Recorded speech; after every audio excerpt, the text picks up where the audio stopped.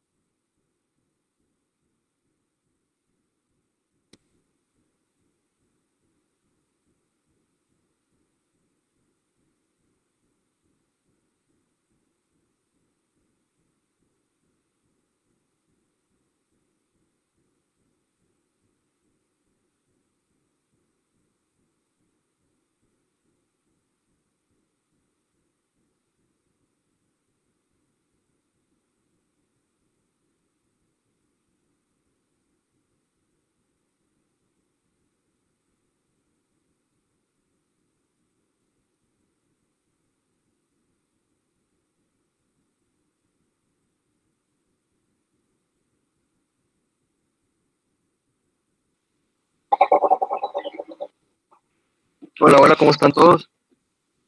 A ver si me escuchan. No sé si también ya ven mi pantalla. Sí, ya la vemos, Hola, no sí. hay, no hay ningún problema. Sí, o sea.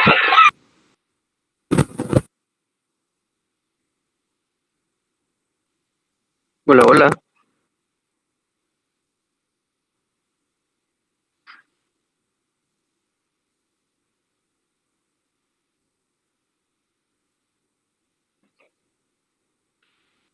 ¿Por qué están tan callados?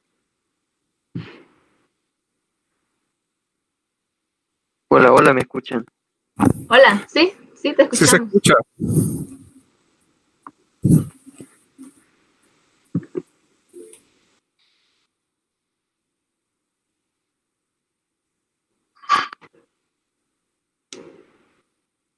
No los escucho.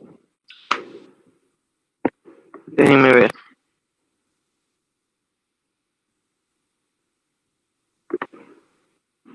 Ah, creo que tengo problemas. Esperen.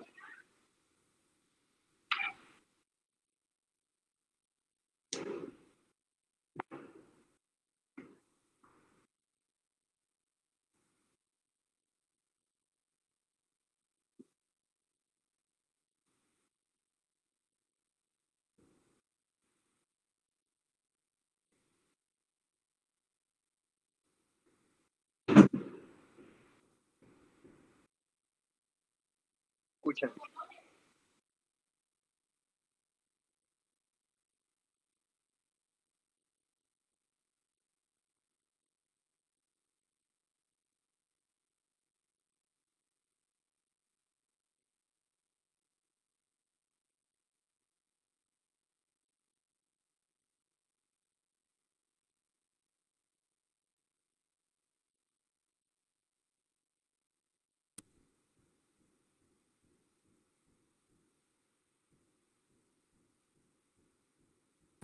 Hola, hola.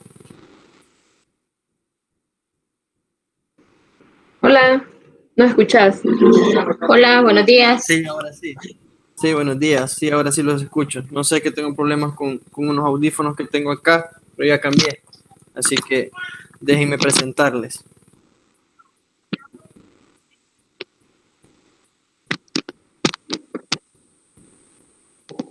Me avisan cuando ya lo vean. Ya se observa. Va, perfecto. Bueno, buenos días a todos. La verdad que es un gusto poder compartir el conocimiento un sábado.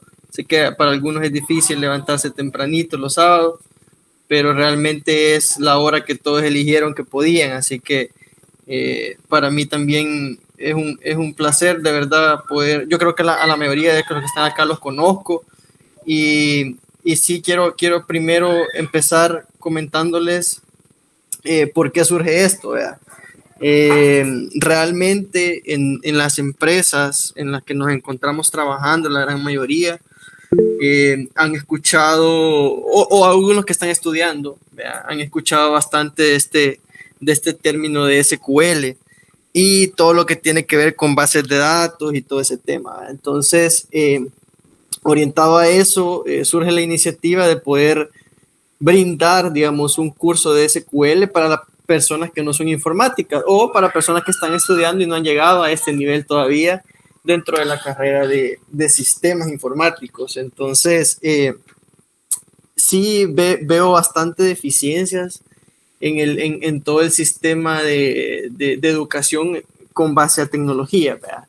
Sí sé que se ha venido trabajando, se ha venido mejorando este tema, pero sin embargo a la hora de ponerlo ya en el mundo laboral, casi que la mayoría de puestos ahora que toman decisiones o puestos que tenés que autoservirte de información, te piden que conozcas SQL básico, ¿verdad?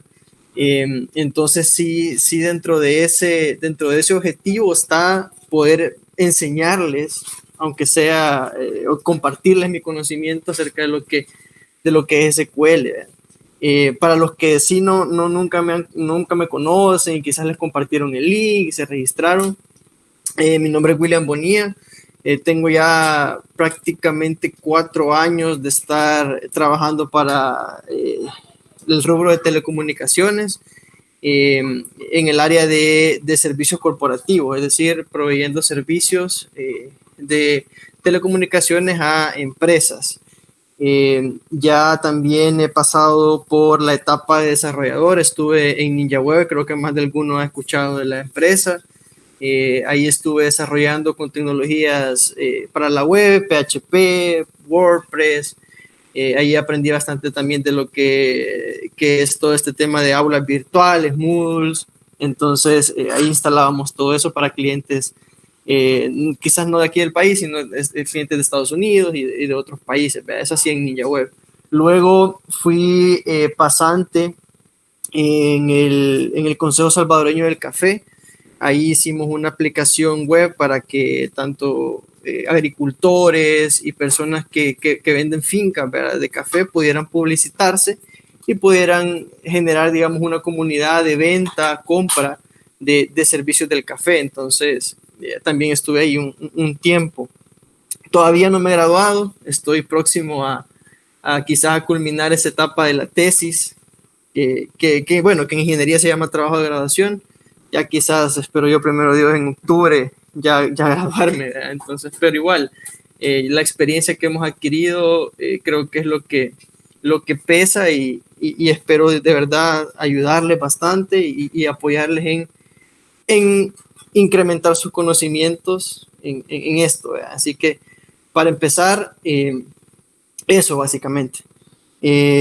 No sé si tienen alguna pregunta antes de comenzar o algún comentario que quieran dar. Sería bueno. Si no, le damos.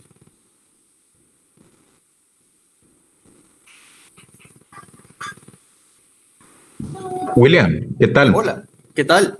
Vaya, ¿qué deberíamos esperar de esta primera clase, de este curso básico? Vaya, fíjate que el curso en general, vea, abarca temas que para mi parecer deben de ser los conocimientos básicos que todos deberíamos de tener en el tema de SQL. ¿Vea? Si bien es cierto, esto es bastante técnico en el hecho de yo poder programar y estar viendo las consultas, consultar la base de datos, cómo se hace. Lo que yo quiero que ustedes se lleven de este curso es las bases para que ustedes aprendan lo avanzado, lo intermedio. Que no les dé miedo cuando ven ese montón de código, digamos, para consultar la base de datos y que no saben ni dónde tocar ni dónde cambiar. ¿Verdad?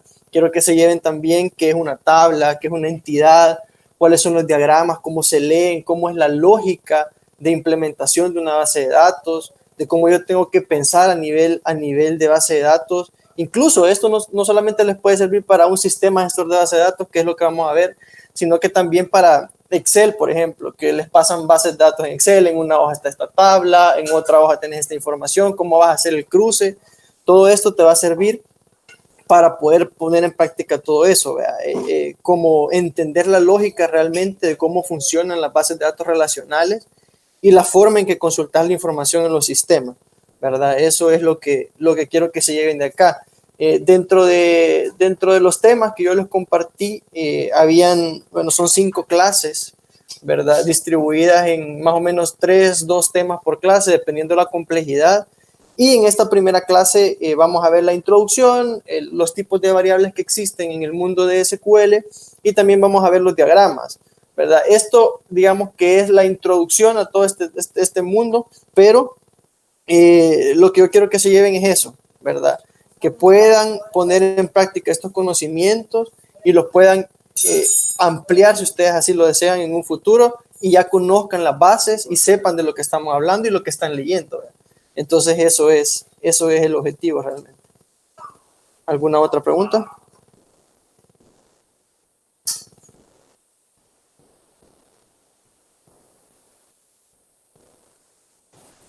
No, ¿verdad? Hola, una pregunta, perdón. Hola, dime. ¿Ocuparemos alguna herramienta en específica? Sí, pero lo vamos a ocupar a partir de la clase número 3.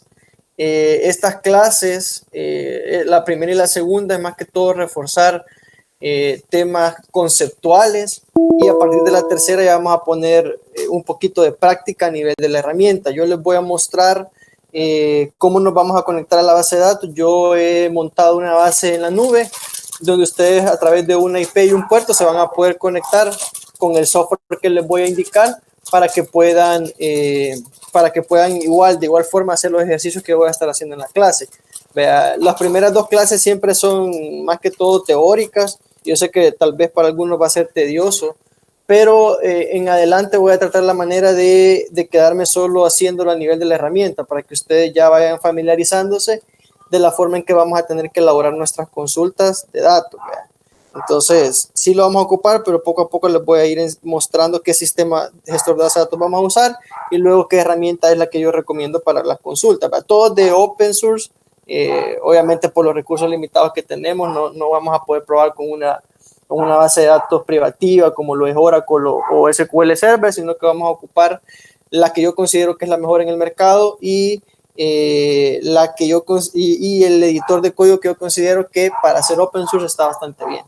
Así que vamos a empezar. Si no tienen otra pregunta, si quieren avanzamos. La verdad que es una hora la que tenemos y queremos aprovecharla al máximo. ¿Verdad? Les invito a que tengan algo donde apuntar, alguna libreta, porque las clases no se van a grabar. ¿Verdad? Esto no se va a grabar, sino que es para que ustedes le pongan interés y podamos aquí compartir el conocimiento. Lo que sí les voy a compartir. Hola. Buenos días. Hugo, ¿qué tal, Hugo? Ah, vaya. Chéverísimo, chéverísimo, gracias, profe. Entonces, vamos a empezar. La verdad, sí estaría bueno que lo anoten también. Yo les voy a compartir el material de las presentaciones. Para comenzar, voy a explicar un poco la metodología de la clase para que entendamos más o menos de teoría. Vamos a estar viendo 20 minutos, ¿verdad? Luego vamos a hacer 5 minutos de preguntas. Luego vamos a 20 minutos de práctica cuando se requiera, es decir, a partir de la clase 3 en adelante. Y la teoría en estas dos clases nos puede llevar un poquito más de 30, 35 minutos aproximadamente. Luego de ese bloque de 20 minutos de práctica vamos a tener otros 5 minutos de respuesta o de preguntas. Y luego, como último slide, digamos, vamos a ver una actividad extra, que esto es para que ustedes investiguen, lean, se interesen un poquito más acerca del tema. Y esto vamos a explicar 5 minutos. Y luego los 5 minutos de pregunta. Entonces ya con esto, por cada sección, ya abarcamos los 60 minutos que va a durar la clase. ¿Preguntas acá? No, ¿verdad? Vamos a empezar entonces. La agenda de la clase es la introducción al SQL, como les había comentado, los tipos de datos y los diagramas de bases de datos. Para empezar con la introducción, quiero que ustedes me digan qué creen ustedes que es SQL. Pero antes nos vamos a ir acá y quiero que se metan acá a menti.com y pongan este código y aquí me van a ir saliendo sus respuestas. ¿Qué creen ustedes que es SQL?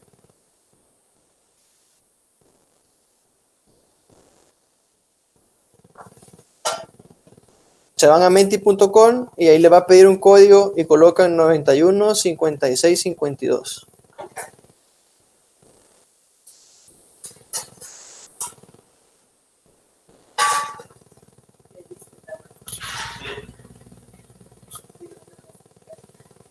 Ok, un gestor de base de datos, un lenguaje de consulta de datos, muy bien. Tengo que tener una respuesta por lo menos de todos los que están.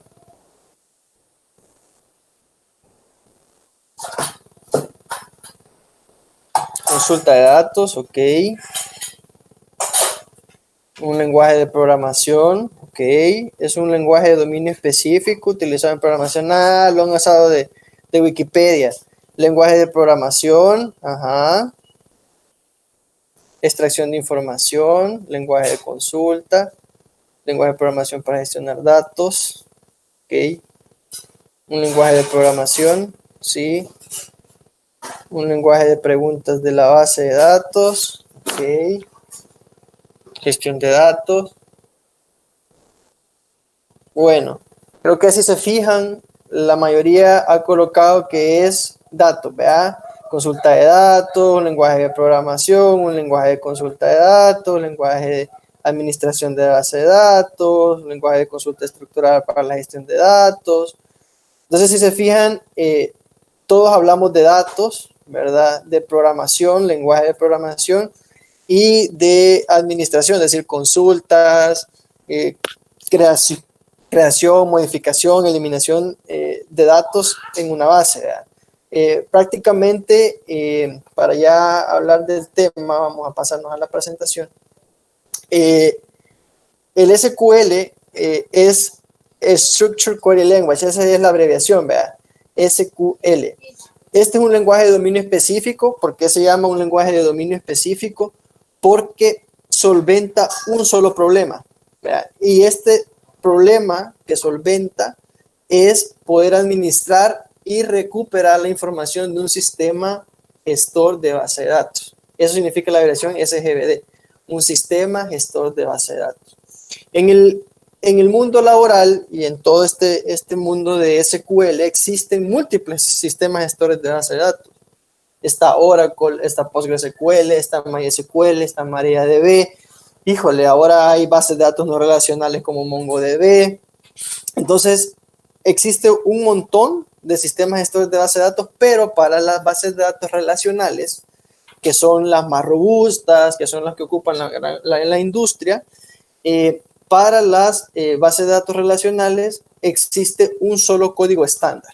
Este código estándar, ¿verdad? Es el SQL y se definió como estándar dado que se necesitaba un lenguaje de consulta de datos, digamos, igual o similar en todos los sistemas gestores de bases de datos, y así facilitaba a las personas que conocían de SQL poder extraer información independientemente del sistema gestor que se utilizaba, ¿verdad? Sin embargo, estos códigos SQL no son totalmente compatibles entre sistemas gestores de bases de datos.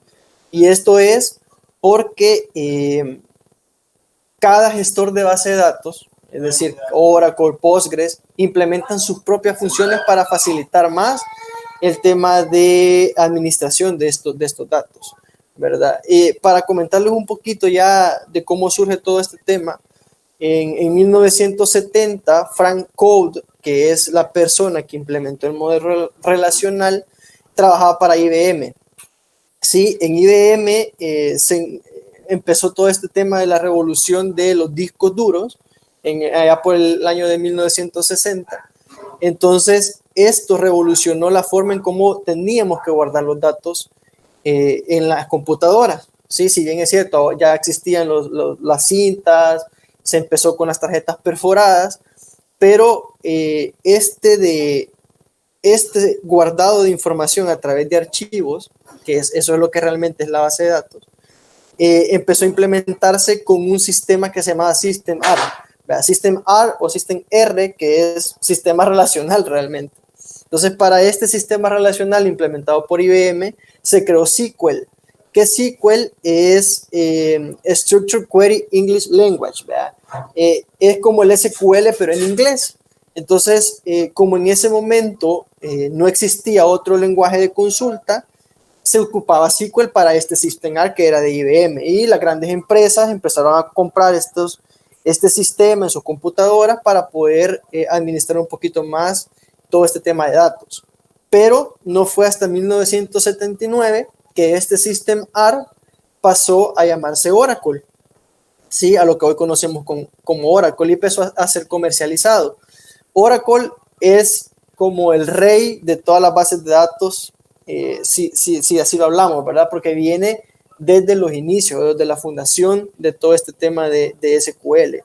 Entonces, a partir del 79, Oracle implementa de forma comercial todo el tema de System R, y pasa un tiempo, aproximadamente unos 7 años, en que no es estandarizado, ¿sí? Viene el Instituto Americano de Estándares y toma al SQL como un estándar que se debe de ocupar en todas las bases de datos y en todos los sistemas de bases de datos relacionales. Entonces, a partir de este momento, surge la primera versión de SQL, ¿verdad? Ya no se llamaba SQL, sino que ahora nace como un estándar a utilizar en todos los sistemas, como les comenté. Y así se han venido sacando versiones, hasta que en 2016 es la última revisión que hicieron de SQL, del código SQL, y en esta última versión ya implementaron un poquito más de cosas específicas, como lo son formatos de JavaScript Object Notation, que son los JSON, que más de alguno lo ha escuchado, y ya implementaron un poquito más de cosas adaptadas al crecimiento de la tecnología en el 2016. ¿Vea? Obviamente ya de 2016 para este año ha aumentado un montón, pero la línea siempre se mantiene sobre las bases de datos relacionales y las bases de datos no relacionales, que son ya aquellas que trabajan como con MongoDB, JavaScript, que ya no pasan a ser relacionales en sí, sino que empiezan ya a ver este tema de no relacional, la programación orientada a eventos, y todo ese tema ha venido a revolucionar un poquito todo ese tema de las bases de datos no relacionales. Pero aquí nos vamos a enfocar en las bases de datos relacionales. Luego, vamos a hablar qué es un sistema gestor de base de datos, ¿verdad? Estos son programas que permiten la creación, modificación y consulta de datos, ¿verdad?, almacenados en una base. El sistema gestor lo que hace es administrar de forma eficiente la consulta de estos archivos de datos que vamos a tener, o el almacenamiento de estos datos, ¿verdad? Cada sistema gestor de base de datos implementa sus propias funciones, ¿verdad? Y herramientas de consulta que lo hacen más eficiente. Por ejemplo, cuando tú corres un query o un código de SQL en tu computadora, hay una parte del sistema gestor de base de datos que interpreta ese query que tú has ejecutado y la primera vez posiblemente se tardó 10 segundos, pero la segunda vez que tú lo corriste se tardó 3 y tú te preguntas por qué, pero si me trae la misma cantidad de datos. Hay un montón de módulos, digamos, dentro de estos sistemas gestores que lo que hacen es almacenar de forma temporal esa información y te la muestra de una forma más fácil. Entonces es algo increíble realmente cómo funcionan estas bases de datos, la forma de gestión de todo esto. Aquí va teoría de colas, aquí va todo el tema de árboles, listas enlazadas. Entonces todo ese tema de estructuras de datos se implementan en un sistema gestor de base de datos. Y para este curso en específico vamos a utilizar PostgreSQL, que para mí es uno de los sistemas gestores de base de datos más robustos, ¿verdad? Digamos, en todo este tema de open source. Y incluso varias instituciones de gobierno lo utilizan. ¿Por qué? Porque dado que es gratuito, ¿verdad? El mantenimiento es súper fácil. ¿Por qué? Porque hay una comunidad de desarrolladores, de personas que aportan al desarrollo de este sistema gestor bastante sólida. Entonces, instituciones de gobierno como el Seguro Social, por ejemplo, en su nuevo sistema utiliza Postgres para la consulta. Y además que Postgres tiene un amplio conocimiento en el tema de optimización de datos, y es uno de los más estándares, digamos, y que nos va a servir para poder integrarnos a los sistemas ya de paga, que son SQL Server y Oracle. Pero Postgres es como el caballito de batalla del lado gratuito hacia los de software privativo. Entonces vamos a utilizar Postgres, quizás ahorita no me voy a meter mucho en eso, pero vamos a ir viendo la forma en cómo se utilizan cada una de las funciones, tipos de datos en tema de Postgres. Entonces, de aquí en adelante, yo les invito a que se lean la documentación de Postgres, entren a ver un poquito ahí para poder entender más de qué se trata Postgres, cuál es la comunidad, cómo se apoyan entre sí y la forma en que se le da soporte a este sistema de base de datos. Ahora bien, para ya hablar, digamos, de cómo funciona esto, quiero explicar cómo realmente se almacenan los datos en las bases de datos, obviamente. Estos son archivos de texto codificados que cada sistema gestor de base de datos implementa. ¿Sí? Yo le quiero poner una extensión que se llame .will y lo puedo hacer porque mi sistema gestor de base de datos va a consultar el .will y va a saber que es una base de datos y ahí hay tablas, ahí hay registros y así se van almacenando. Entonces, cada sistema gestor de base de datos interpreta el comando SQL, ya sea que deseamos ejecutar, ya sea de creación, de eliminación, de modificación, y lo ejecuta al nivel del archivo de datos. Sí, si bien es cierto, ahí va un montón de funciones y procedimientos que hace este sistema gestor por debajo, pero nosotros vemos a nivel de pantalla un lenguaje de alto nivel, ¿verdad? Yo diga delete desde la tabla tal, cuando los datos, cuando el nombre sea igual a William, por ejemplo.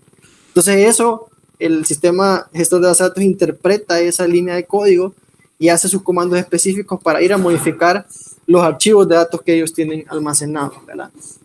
Entonces, cada sistema gestor de base de datos tiene su propia arquitectura de funcionamiento, tiene módulos, funciones, áreas de procesamiento, y es por ello que se diferencian, como yo les comentaba, los privativos del software libre, ¿verdad? Cada uno con sus ventajas y mejoras respecto a otros, porque aquí en el tema de los sistemas gestores de bases de datos hay un amplio mundo y como saben, cada uno quiere diferenciarse de forma diferente. Por ejemplo, SQL Server ahora viene con un tema que se llama bases de datos en memoria, es decir, en la RAM.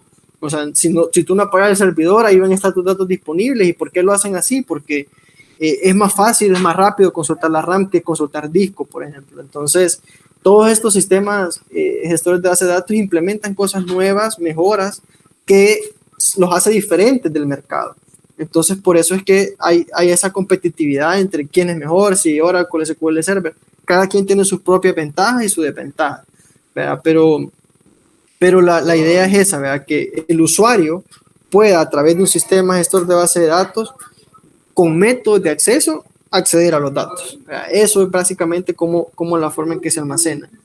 Y cada almacenamiento, cada consulta, cada modificación de los datos se considera una transacción, ¿verdad? Cuando hablamos de insertar en una tabla cierta información, estamos hablando de una transacción que se hace. Y esto es porque una transacción encapsula un montón de características que permiten que los datos no sean corrompidos o que los datos no se modifiquen o no cambien el estado de un momento a otro, sino que nos aseguramos de que una transacción inicia y finaliza de forma correcta, ¿verdad? Y eso es por eso el boom de las bases de datos, porque nos permite almacenar la información fidedigna, digamos, por así decirlo, de los datos en nuestros sistemas o en nuestros servidores. Y para hablar de las características de una transacción, hablamos del término ACID. Esto lo van a escuchar bastante cuando se habla de teoría de base de datos, y es porque una transacción debe de tener atomicidad, consistencia, aislamiento y durabilidad. ¿Verdad? Que las letras, digamos, que son lo que la pronunciación en inglés de cada una de las palabras, ¿verdad? Las transacciones, para hablar de atomicidad, las transacciones son completas, ¿verdad? O se ejecutan todos los pasos o no se ejecuta ninguno. Cuando yo corro un query o un SQL, un lenguaje SQL, un código, yo le doy play, y si alguna tabla está mal, algún coma me faltó, alguna coma, ya no se ejecuta. ¿Vea? O se ejecuta todo de forma correcta o no se ejecuta nada. ¿Vea? Y por eso es que a veces duele un poquito la cabeza cuando, no, chica, ¿qué me pasó aquí? No me funcionó, ¿verdad? Pero es porque la base de datos garantiza que las transacciones son completas. El tema de consistencia, ¿verdad? Aquí está bajo el término aquel que solo se empieza aquello que se puede acabar, ¿verdad? Esta propiedad sostiene que cualquier transacción llevará a la base de un estado válido a otro estado también válido, ¿verdad? Esto quiere decir que si yo altero la información de un dato, esa es consistente con la transacción que yo hice, ¿verdad? Es decir, si yo paso de $10 a $20 en un campo, ese $10 a esos $20 es válido. ¿Por qué? Porque la base de datos me lo permite, el campo me lo permite, el tipo de datos me lo permite. Pero para yo hacer eso, tuve que hacer una transacción. Entonces aquí nos aseguramos que los datos son exactos y son consistentes a través de la transacción. De ahí, tema de aislamiento. Este tema es un poco complejo explicarlo, porque hablamos ya a nivel de múltiples transacciones en un sistema de base de datos. Si ustedes se fijan, a veces creo que nos ha pasado cuando inscribimos, cuando hay inscripciones en la universidad, más que todo se da, yo creo que se da en todas, que dice, se saturó el servidor, híjole, está topado, no puedo acceder, se me traba. Entonces, aparte del soporte que tiene que ver toda la aplicación, ¿verdad? Digamos, el servidor de aplicaciones, hay también un tema de base de datos que nos afecta. Y este tema es que una transacción no puede afectar a otras. Es decir, si yo en este momento estoy guardando o modificando un registro de una tabla y otra persona quiere afectar ese registro, el sistema gestor de base de datos va a decir qué transacción se hizo primero. Si las dos se ejecutan al mismo tiempo, va a dar un error, ¿verdad? Y esto es porque él se asegura de que dos transacciones sean independientes. Es decir, si yo a las 10 de la mañana hice una transacción y otra persona a las 10 de la mañana quiere consultar o hacer una transacción sobre la misma tabla, va a generar error. Y esto es para evitar que los datos se corrompan, ¿verdad? Esto es un tema de asegurar que la información sea lo más consistente posible, ¿verdad? Casi que todas estas se interrelacionan, pero lo que quiero que se lleven con este tema de aislamiento es que no pueden suceder dos transacciones bajo el mismo registro a la vez, ¿verdad? Y de ahí el tema de durabilidad, aquí nos aseguramos de que una vez se realiza una transacción o finaliza una transacción, va a persistir. Esto es que va a permanecer en la base de datos por siempre hasta que yo haga una modificación, ¿ya? O hasta que el sistema realmente falle. Entonces, todas estas características de la transacción es importante que las tengamos presentes porque nos asegura que el inicio de una transacción va a finalizar de forma correcta y lo que yo esté ejecutando a nivel de base de datos es lo que va a reflejar, ¿verdad?, de aquí en adelante. Si yo hice una modificación, va a quedar registrado que William hizo una modificación a esa base y de aquí en adelante, en temas de auditoría, en que me revisen, en que yo toque este dato, todo va a quedar guardado de que tú hiciste esa transacción y alteraste, digamos, un tipo de dato dentro de la base. Entonces, es bastante importante que tengamos este tema de las características.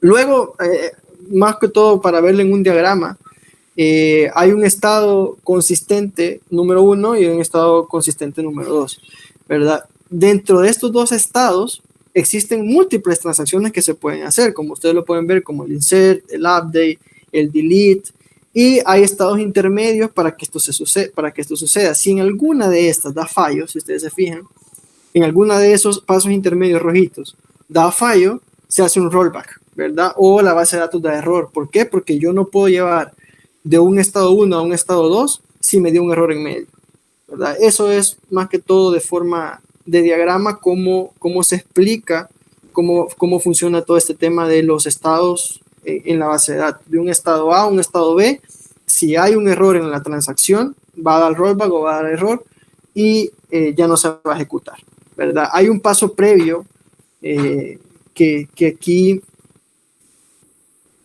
que es este tema de commit. Creo que bastantes lo han escuchado, el commit y el rollback.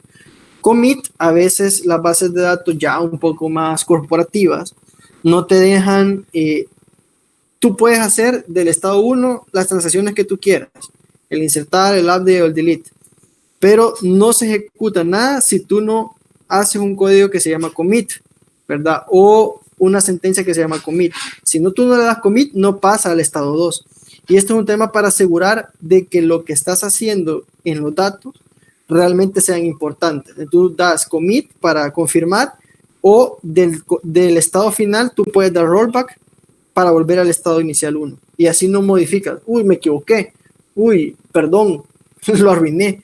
Entonces, estos commit y rollback nos sirven como salidas de emergencia cuando hay algún fallo en las transacciones que yo estoy haciendo. Por ejemplo, ustedes querían poner $10 en un campo, que esos $10 significan abonarle a un usuario $10, pero en vez de 10.00 pusieron 100, pusieron 1000.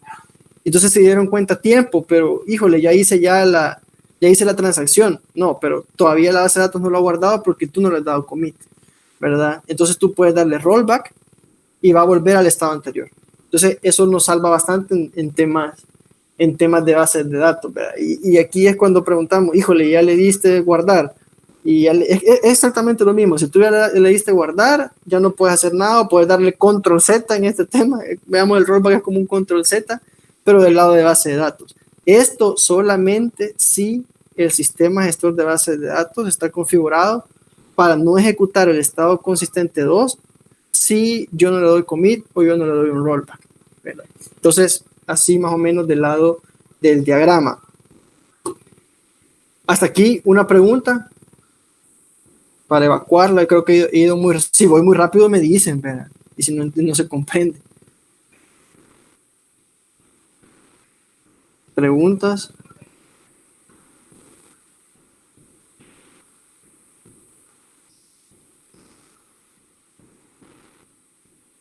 ¿Sí me explico?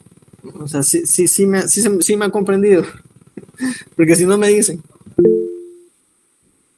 No tengan miedo, hablen. Hola, hola. Bueno, al menos Hola, bonita. bastante teoría, sí. Sí te he ido comprendiendo, la verdad es que solo esta última parte, vaya, rollback, yo sí lo he oído bastante cuando están en temas de prueba y algo no funciona, le dan rollback, ¿verdad? Uh-huh. Este es para dejar todo como estaba, digamos, Sí. bueno, lo que se esté haciendo. Sí. Y el commit, ese ya es solo para confirmar. O... Sí. En las configuraciones de bases de datos, como le comenté, si la base de datos dice, yo no voy a ejecutar ninguna de las transacciones pasadas y no voy a cambiar del estado 1 al estado 2 sin que le des commit, es decir, como confirmar de las transacciones que hiciste son correctas. Entonces, la base de datos espera un commit para decir, ok, él me está diciendo que luego de insertar, de eliminar y de actualizar, él está de acuerdo con los cambios que va a realizar, entonces le doy commit y cambia ya al estado 2, es decir, ejecuta todas las transacciones anteriores y lo cambia. Es decir, lo que les comentaba, de $10 los cambia a $100 si yo le doy commit. Pero si yo, no son $10, no son $100, son 1000. Ok, entonces yo me equivoqué, pero yo ya hice estas transacciones, entonces yo le doy rollback para regresar al estado anterior de la base. Entonces, es prácticamente lo mismo. El rollback se ocupa bastante en el lado de sistemas informáticos para decir que le vamos a regresar a un estado anterior. Es decir, yo estoy implementando un sistema nuevo. Ok, vamos a instalar un nuevo módulo. Híjole, pero me dio error. Ok, dale rollback. Entonces, se viene todo un proceso de rollback que es administrar, quitar ese módulo, asegurarnos que los demás funcionen correctamente. Entonces, es como revertir una transacción que yo me equivoqué o que dio un error, ¿verdad? Eso es. ¿Otra pregunta? Estamos bien, ¿verdad? Vale.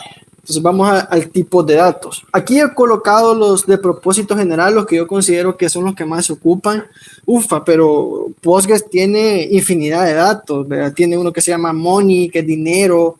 Tiene datos de tipo texto, de tipo blob, que el blob te guarda de forma binaria, es decir, ceros y unos en la base de datos. Entonces hay un montón de tipos de datos, pero yo considero que los más importantes y de propósito general son estos. Y voy a ir explicando cada uno para que más o menos vayamos comprendiendo de qué tratan.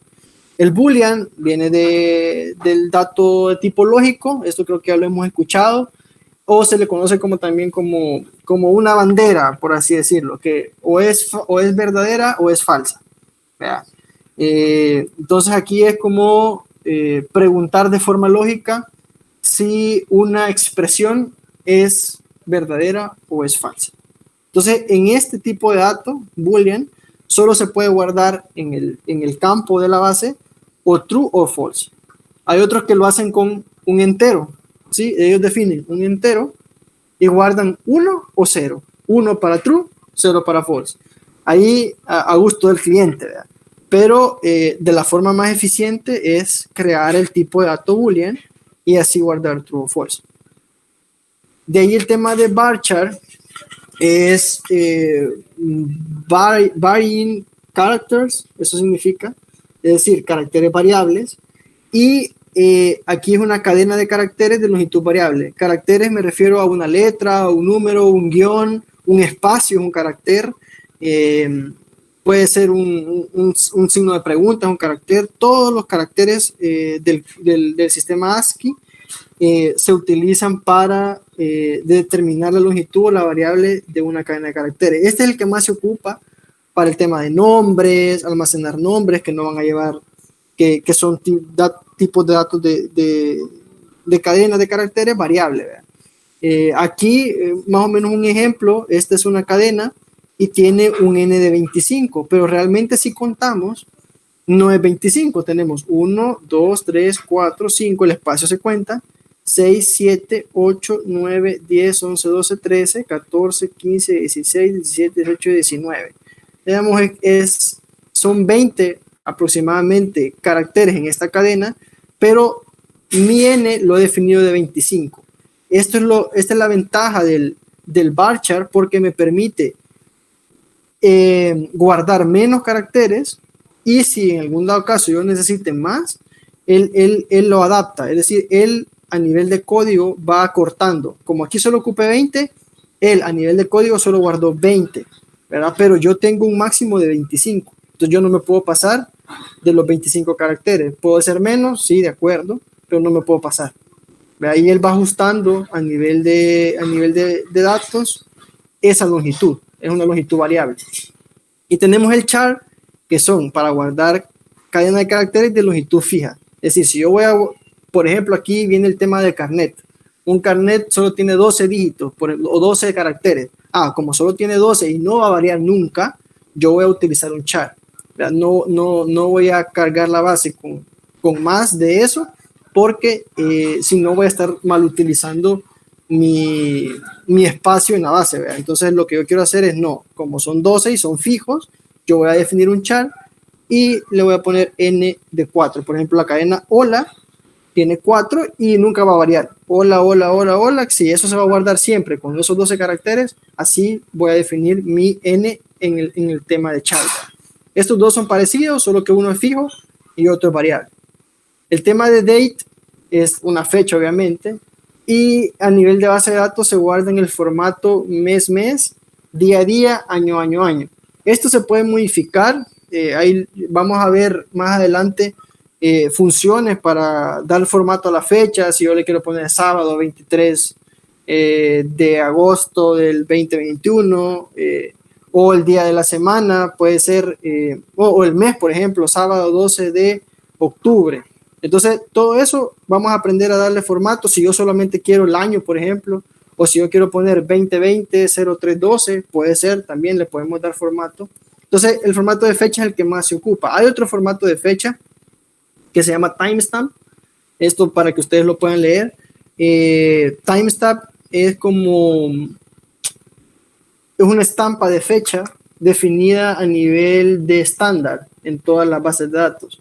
Es como el sysdate de Oracle, en Postgres se llama timestamp, y hay otro que se llama date, ¿verdad? Entonces hay varios tipos de fecha, pero el que más se ocupa es el date, ¿verdad? Que son fechas bastante básicas. Y ahí tenemos el tema de enteros, que es el int, y este es un entero con signo.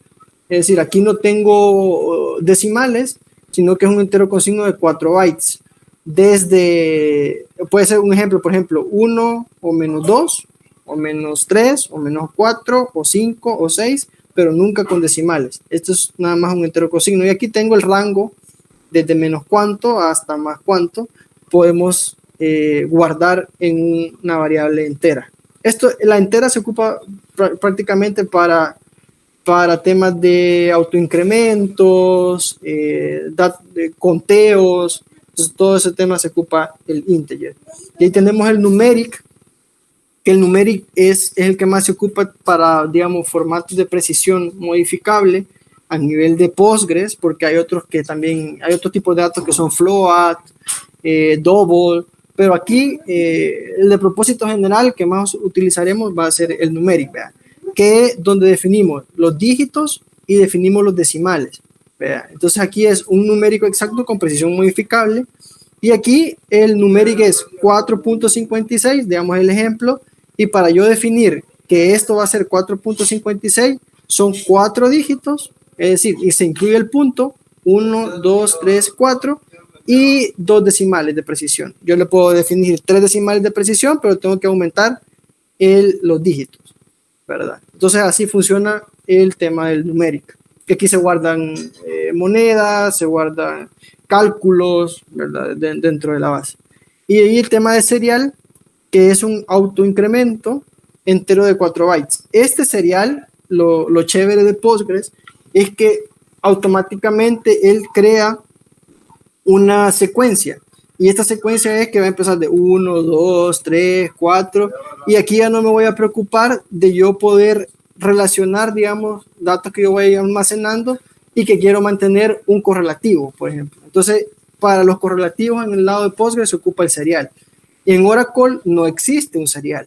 Entonces, en Oracle lo que se hace es crear una secuencia y cada vez que yo inserte a la base de datos y quiero un autoincremento, yo tengo que decir, secuencia, dame el siguiente número que necesitas. Eso quizás no lo vamos a ver acá, pero se los menciono para que lo vayan anotando y lo vayan aprendiendo.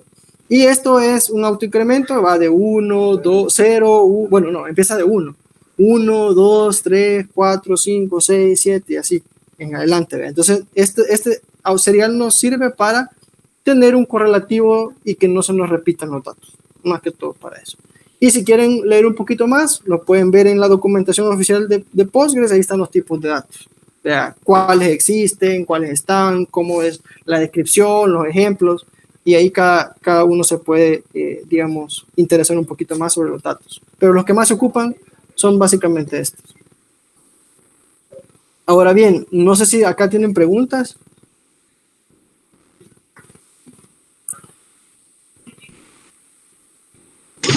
Yo sí tengo una pregunta, Win. Díganme. ¿A qué te referís con de 4 bytes? Eso no entiendo. Vaya, bytes es la forma en que se almacenan los datos, kilobytes, megabytes, gigabytes, petabytes, y ahí hay mucho de la forma de almacenamiento de estos datos. ¿Vea? 4 bytes, ¿vea? Un byte tiene 8 bits, ¿sí? Entonces, multiplica 8 por 4 y te va a dar la cantidad de bits, es decir, ceros o unos, de cómo se almacena el número en la base de datos. Es más que todo una forma de representar que con 4 bytes vas a poder escribir hasta menos esta cantidad y hasta más esta cantidad con signo positivo. No te puedes pasar de eso y por eso es de 4 bytes. Hay de 8 bytes, hay de 16 bytes, que te va a permitir escribir un número más grande que lo que ves aquí de rango. Entonces es más que todo la forma en cómo se almacena el número en la base de datos o en la memoria. ¿Ya? Está 4 bytes, están los bytes, kilobytes, megabytes, gigabytes, y así van la forma en cómo se van almacenando datos. ¿Ya? Es más que todo una forma de medición de cuánto va a pesar este número en la base de datos. Y ya. Si tú le incrementas aquí a 8, por ejemplo, vas a almacenar el doble de esto. Y así vas ahí. Es nada más eso. Solo que el entero está definido ya que es de 4 bytes. No hay más. Si tú quieres usar float, por ejemplo, que es otro tipo de datos, ese sí ya es de 16 bytes, por ejemplo. Y así va aumentando.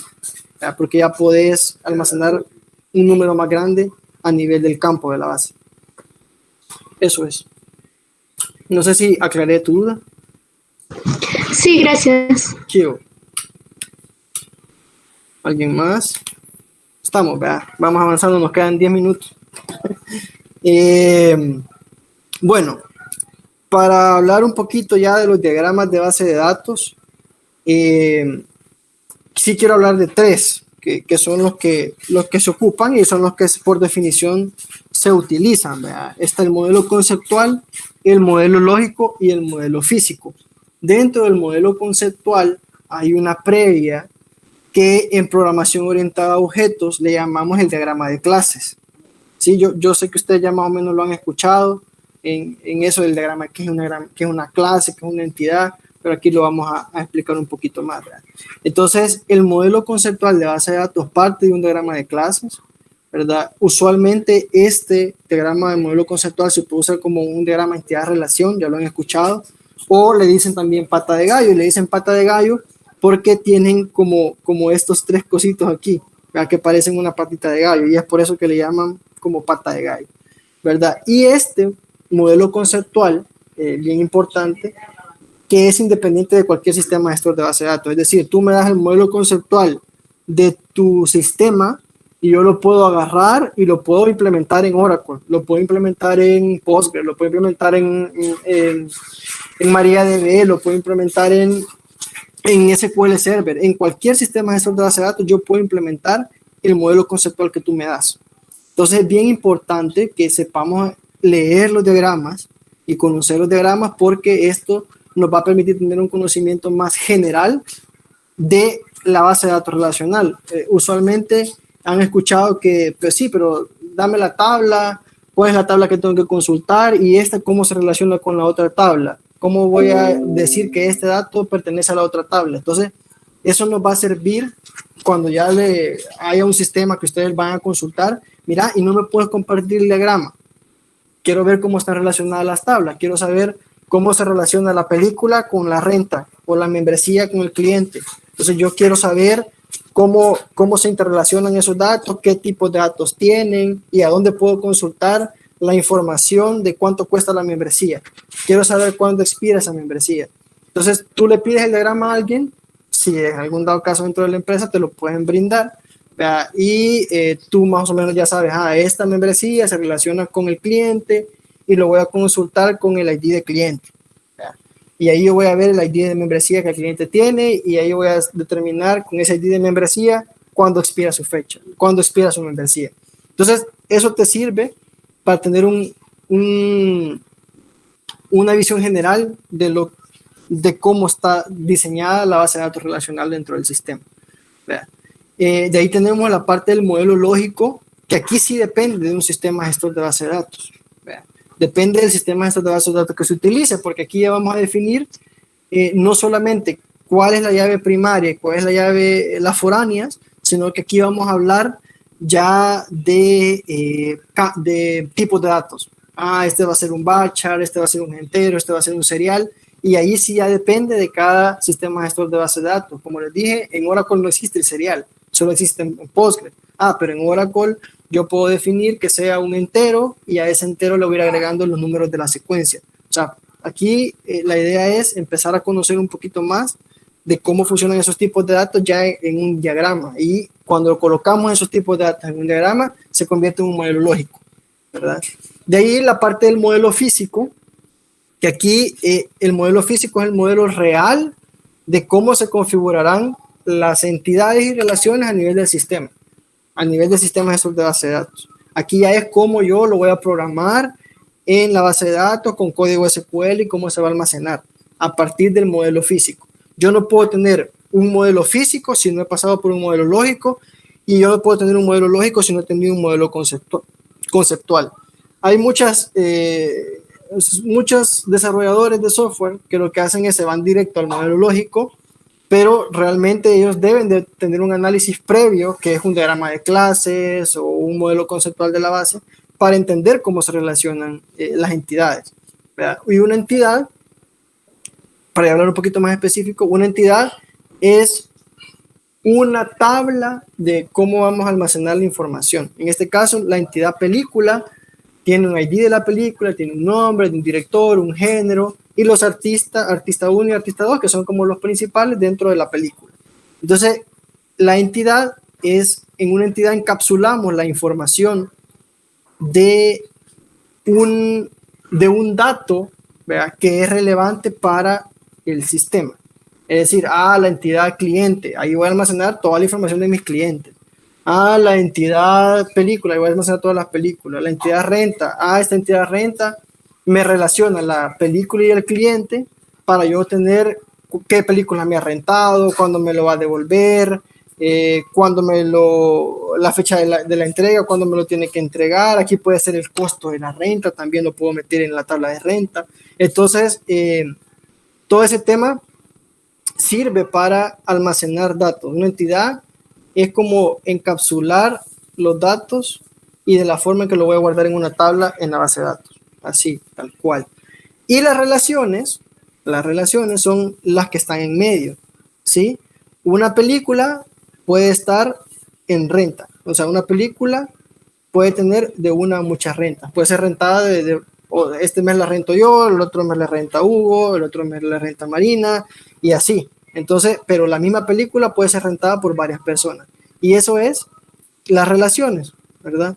Un cliente puede pedir de 1 a 3 rentas, ¿ya? Y así se leen las relaciones. Y un cliente puede tener o no una membresía, porque aquí 0 o 1 puede tener o no puede tener una membresía. Entonces, así es la forma en cómo las relaciones te hacen entender la forma en que se correlaciona cada una de las entidades. William, Hola. disculpa, digamos que eso es lo que quisiéramos llevar a nuestro trabajo, por ejemplo, sería la base de datos del CRM, la entidad sería el cliente y de ahí depende, por ejemplo, los tipos de servicios que él tiene. Si es residencial, si es mobile, Exacto. y ahí depende. Tú puedes tener una entidad que se llame servicio, y en esa entidad de servicio tú tienes servicios fijos, servicios móviles, puedes tener cable, internet, puedes tener telefonía postpago, híbrido, control o híbrido. Entonces, tú tienes en una entidad servicios, pero en otra entidad cliente. Y para relacionar cliente con servicios, tú tienes que tener una tabla intermedia que se va a llamar, no sé, contrato, puede ser. Y dentro del contrato vas a tener que un cliente tiene X servicio de la siguiente tabla. Entonces vas a tener una relación que es un cliente tiene muchos servicios. Entonces esa es la forma en cómo tenemos que ir elaborando las relaciones y con las entidades. Esto se lo voy a dejar un poquito más de tarea para que lo investiguen un poquito más adelante. Pero en la siguiente clase vamos a ver las relaciones y vamos a ver nuestro primer diagrama de relación. Vamos a hacer un ejercicio para que veamos cómo hay que crear estos diagramas, ¿verdad? Y aquí sí es algo que sí se los quiero dejar bien claro, es que cada uno pensamos diferente y cada uno elabora la solución más óptima, ¿sí? Cada quien piensa, no, es que para mí esto va a funcionar mejor, de acuerdo, pero tú tenés que tener unas reglas claves a la hora de crear un diagrama de base de datos que no se te pueden duplicar los datos, ¿verdad? No puedes tener datos duplicados en una tabla, en otra tabla, sino que la idea es separar lo más que puedas los datos y que cada separación o cada entidad que te va a requerir que hayan múltiples registros por esa entidad, te va a hacer crear una tabla, ¿verdad? Entonces, es la mejor forma de poder administrar los datos de una forma más eficiente. Y no es por el hecho de que, chica, qué montón de tablas voy a tener y me va a costar consultarlas. No, la verdad que es mejorar la forma de consulta de la base y adicional que te da eficiencia, te da orden, ¿verdad? No vas a tener, por ejemplo, si en renta guardaste precio, pero si también en película le pones precio y es el mismo precio que estás refiriéndote, ahí ya está mal, porque estás duplicando la información y recordemos que lo que queremos es ser eficientes en el guardado y en la recuperación. Pero si yo leo película y ahí veo costo, pero también consulto renta y ahí veo costo, entonces no, y es el mismo, entonces no es como muy eficiente, por así decirlo. Entonces, si bien es cierto, cada quien podemos pensar, no, es que yo no quiero que se llame película, creo que se llame estreno. Pues sí, está bien que se llame estreno, pero tenés que respetar, digamos, ciertas reglas que se lo voy a mostrar en la próxima clase para poder crear un diagrama y para poder crear una base de datos. Entonces, ahí. Para que conozcan un poquito más el diagrama de clases, cómo se ve, el diagrama de clases es bien diferente porque el diagrama de clases depende de una programación orientada a objetos, de un diseño de programación orientada a objetos. Aquí donde tenés los campos o los tipos de datos que vas a ocupar y luego tener los métodos que van a accionar sobre esos datos. No quiero que nos metamos muy a profundidad en esto, pero más o menos para que vean cómo es el diagrama de clases. Por ejemplo, en base de datos no tenemos esto, que es un rombito. Esto significa composición. Es decir, si yo elimino universidad, yo no puedo tener departamentos, por ejemplo, y eso es lógico. Si yo elimino departamentos, yo no puedo tener profesores asociados a esos departamentos o asignados a esos departamentos. Entonces, el diagrama de clases es un poquito más complejo de leer, pero a partir del diagrama de clases parte un modelo conceptual, ¿sí? Que es el que estábamos viendo. Entonces, para que entendamos de dónde tiene que partir, digamos, el análisis, si yo soy analista de base de datos, yo tengo que partir del diagrama de clases que han hecho a nivel de sistema y esto yo lo convierto en un modelo conceptual, que el modelo conceptual ya es con relaciones, con formas de entidad utilizadas para la base de datos. En este modelo conceptual podemos ocupar, a mí me gusta más le soy bien sincero, es más fácil de leerlo, ¿verdad? Pero también hay gente que lo hace con un modelo de entidad-relación y este modelo de entidad-relación es que en un cuadrado colocan la entidad y en forma de círculos, colocan los campos que va a tener esa entidad y en medio hacen las relaciones. Si se fijan, de uno en muchos, eso ya se lo voy a explicar después. Pero cada entidad tiene sus campos y sus definiciones de tipos de datos por cada una de las entidades. Pero a mi parecer, a mí me gusta más verlo de esta forma. Se entiende mucho mejor, ¿verdad? Entonces, pueden existir de ambos. Hay gente que lo hace así y hay otros que prefieren hacerlo así. Ahí al gusto del cliente. La parte del modelo lógico, como les expliqué, aquí es importante recalcar que el modelo lógico ya lleva la descripción de datos de nuestro sistema gestor de base de datos, y eso es lo que lo diferencia de los demás. ¿Sí? Aquí ya tenemos que este es integer, que aquí va a ser un varchar, va a ser un entero, un flotante, un tema de fecha. Entonces, aquí William, a nivel de modelo, dime. el modelo lógico, o sea, ya es cuando vos lo programás, digamos, No, ya con todavía no está programado. El modelo lógico es cómo cada campo se va a guardar en la base de datos con su respectivo tipo de datos y cómo se va a relacionar ya dependiente del sistema gestor que estemos ocupando. Es decir, en Oracle yo no le voy a poner varchar, por ejemplo, yo le voy a poner char porque en Oracle no existe varchar. Aquí le voy a poner integer, pero aquí en el mío se llama int, no se llama integer. Entonces aquí ya va cambiando. Lo único que cambia realmente es los tipos de datos que llevamos un poquito más de análisis. Aquí voy a necesitar 12 caracteres. Como voy a necesitar 12 y no va a variar, voy a usar un char. Pero el nombre de la persona puede ser variable. No, ahí voy a usar un varchar, ¿verdad? Pero que no se pase de 300 caracteres, por ejemplo. Entonces ya aquí ya voy un poquito más de análisis en el lógico, pero dependiente del sistema gestor de base de datos que yo estoy utilizando, ¿verdad? Entonces eso es lo que quiero que se lleven del modelo lógico realmente. Del modelo físico, aquí sí ya es como yo voy a programar la base de datos, digamos, en mi sistema.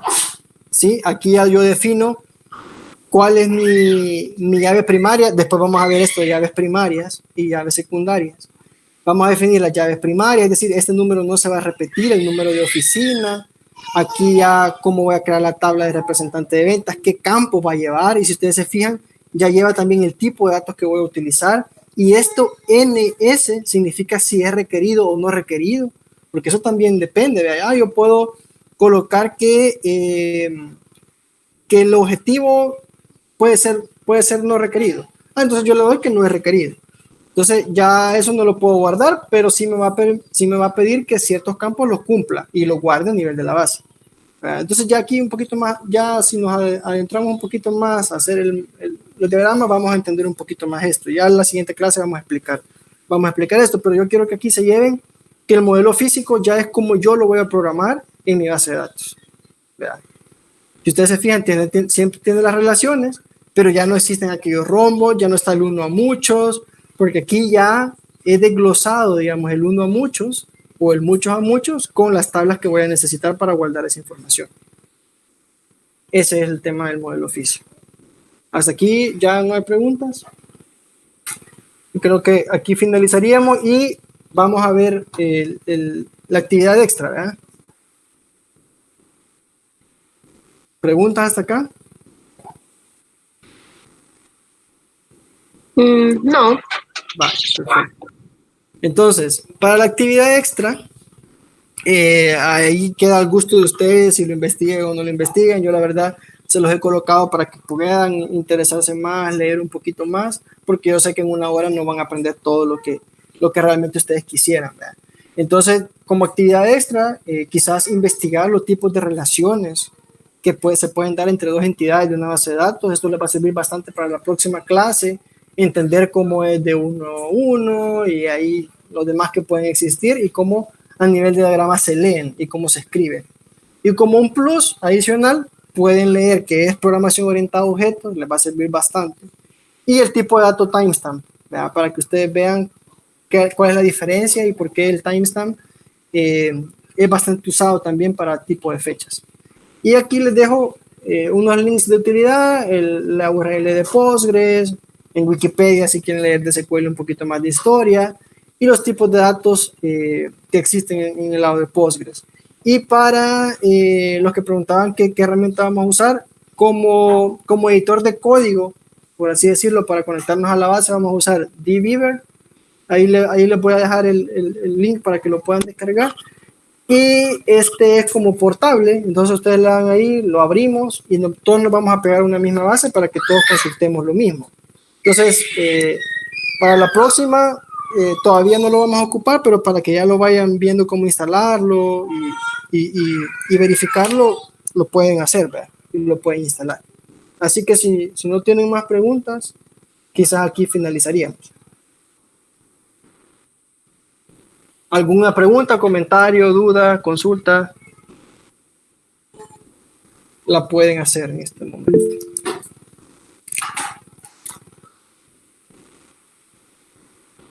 Yo tal vez, William, solo pues, sí agradecerte, la verdad, que el tiempo que te has tomado, bueno, los que no somos, digamos, de informática, sí hay que leer bastante por el tema de la teoría, pero sí, la verdad que está súper interesante. Yo siempre había querido aprender, pero es bien difícil, digamos, leer cuando casi que no tenés a alguien que te esté explicando, pues. Entonces sí agradecerte tu tiempo. La verdad es que todos estamos con varios temas y es muy valioso tu apoyo, la verdad. Muchas gracias. No, yo con gusto, la verdad que con gusto.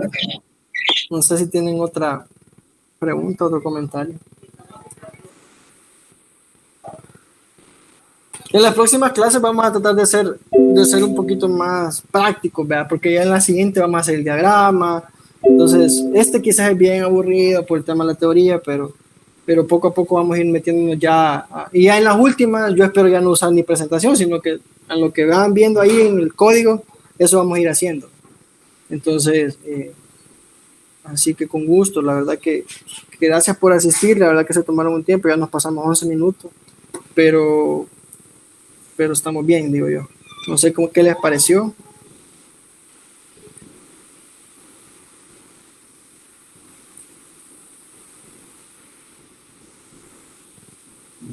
Muy bueno, la verdad, Will.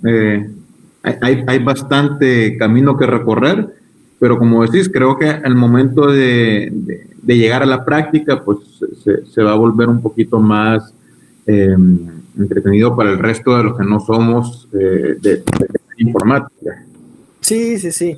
La verdad que miren, el mundo de SQL es bien amplio, incluso el mundo de la programación es bien amplio y puede ser retador para algunos.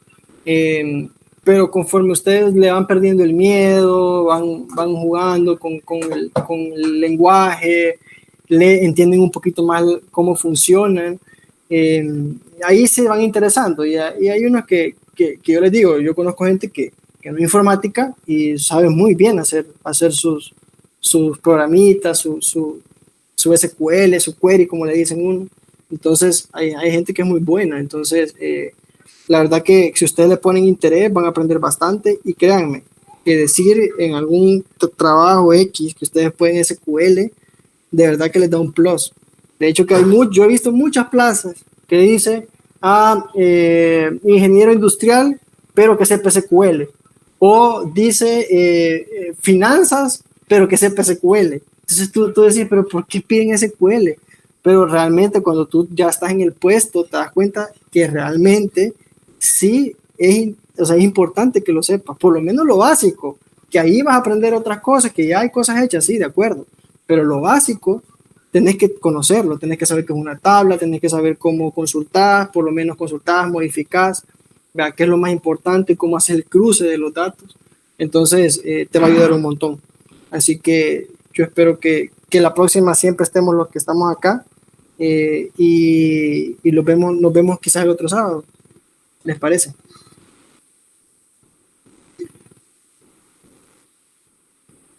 Creo que ahí estamos. Si no tienen más preguntas, otras consultas. Will, hola. Will, solo una consulta. ¿SQL te puede abrir las puertas a otros lenguajes de programación? O sea, en el sentido de la lógica, las sentencias, etcétera. Te explico, mi ambiente laboral se acerca mucho a lo que vos decís. O sea, yo estoy en la producción de energía en la Geo y básicamente ninguno es informático, todos son mecánicos, eléctricos, pero todos saben lenguaje de programación, porque al final con eso se manejan los datos. Sí. Entonces pasa lo que vos decís. Sí te da nociones de cómo implementar todo esto en un lenguaje de programación, pero son un poquito diferentes. Recordad que el SQL es un lenguaje de programación, sí, pero es para consulta de datos. Si tú quieres crear estructuras de datos, que tú quieres que si yo le pongo hola, me diga cómo estás, eso es otro tipo de desarrollo, ¿verdad? Otro tipo de conocimiento que puedes adquirir dependiendo del lenguaje que se ocupe, porque cada lenguaje de programación es diferente. Si tú ocupas PHP, un orientado a objetos, ocupas Java, ocupas JavaScript, ocupas C, es diferente. ¿Verdad? Cada uno es diferente, pero en este caso nos vamos a enfocar en el lenguaje de programación de SQL. ¿Verdad? Que SQL es nada más para consultar datos, almacenar datos y todo lo demás. O sea, es un lenguaje de programación específico, por eso es que solo es para resolver el problema de consulta de datos. Hay otros lenguajes de programación de propósito general, que esos de propósito general puedes hacer lo que vos querás, que Java, PHP, Python, que la mayoría creo que he escuchado, pero esos son de propósito general, puedes hacer lo que sea. MySQL es un sistema gestor de base de datos. MySQL es un sistema gestor de base de datos como Postgres, como Oracle, y funciona exactamente igual. Tú lo consultas con SQL y te va a traer información. Entonces, como es estándar, digamos, solo lo que sí que tenés que aprender de MySQL son las funciones, ¿verdad? Que ya no se llama format date, hoy se llama date format. O sea, cosas así es lo único que cambia a nivel del lenguaje de SQL. Ya lo demás es igual. La consulta es igual, la forma en que hacer los cruces es igual. Sí, las sentencias son iguales. Las sentencias son iguales. Lo que cambia son las funciones de suma, por ejemplo, promedio. En Oracle se llama average, pero en PostgreSQL se llama ADG, por ejemplo. Pero es lo mismo. Entonces, es nada más eso. Las funciones son las que cambian y las sentencias las puedes ejecutar en uno como en otro. Obviamente, modificando un poquito las funciones que vamos a ocupar, pero de ahí todo lo demás es igual. ¿Alguna otra pregunta?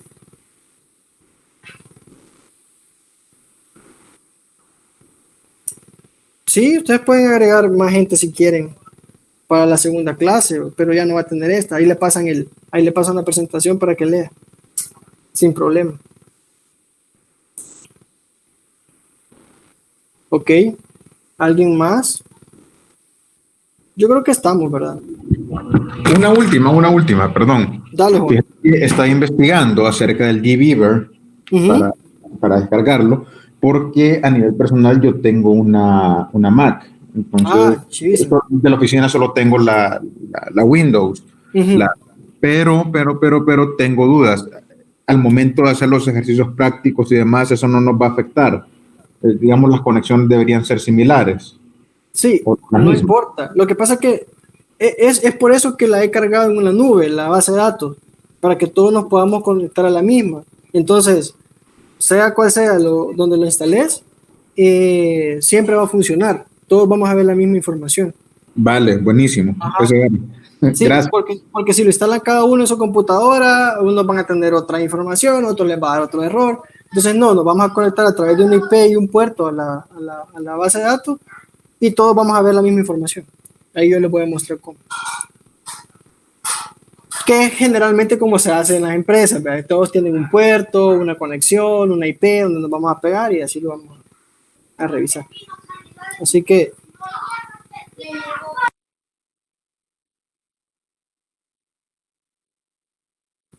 no sé si hay otra pregunta. Si no, hasta aquí finalizamos. Gracias, Will. Bueno, cuídense. Feliz fin de, feliz sábado. Gracias, Will. Cuídense. Bye, bye.